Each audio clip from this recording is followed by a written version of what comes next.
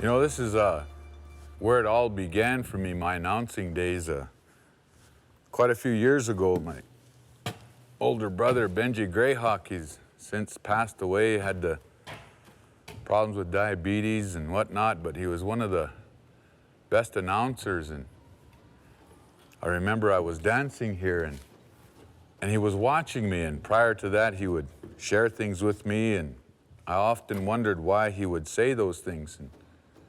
And one powwow we were having here, he seen me dancing and he's watching me. And I was dancing around, really enjoying myself. And he must have seen the feelings that I had. And so it come time to pray after the grand entry.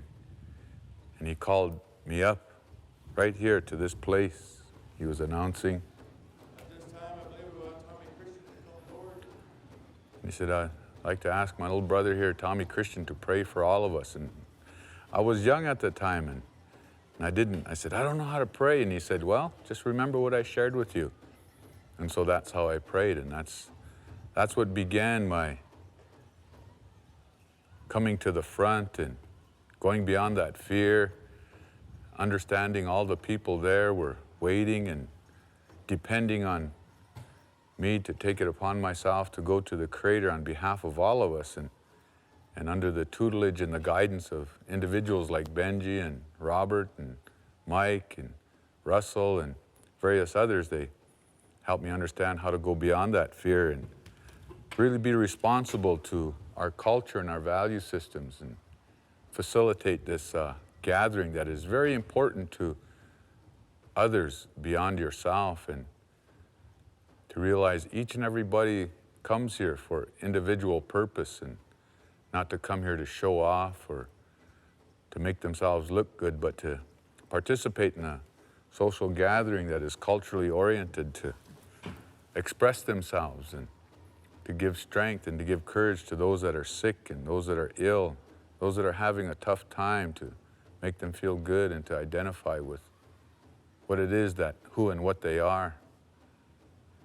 And that's kind of what all of my teachers, as far as a powwow announcer, are. That's the commonality that they had, is that it's not about you, it's about your relatives that are all here. They're gathered to celebrate this life.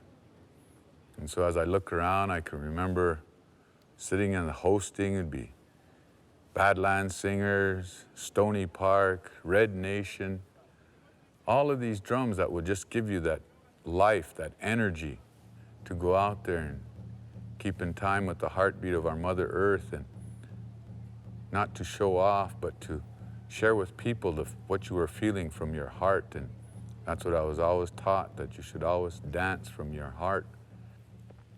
In our language, they always tell us, Yoshkia na yochpia wachipo.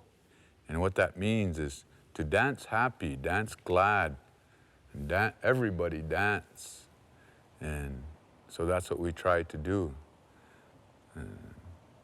So it's a good thing. It's something that I realized is my dedication, part of my dedication, my meaning in life, and all the aspects of powwow, the good and the bad.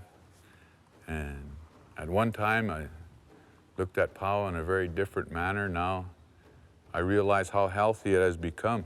And so as we do these things as First Nations people, or people that we believe are indigenous to this Turtle Island, we participate in that, and we anticipate it, and we get anxious when powwows are getting close, and it makes us feel good because we have this sense of belonging that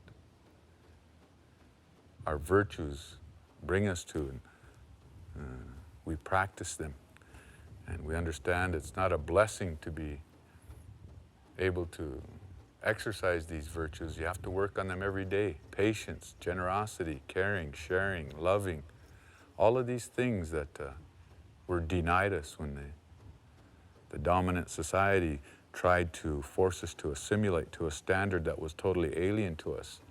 And now we have an opportunity to really enjoy it to the fullest extent.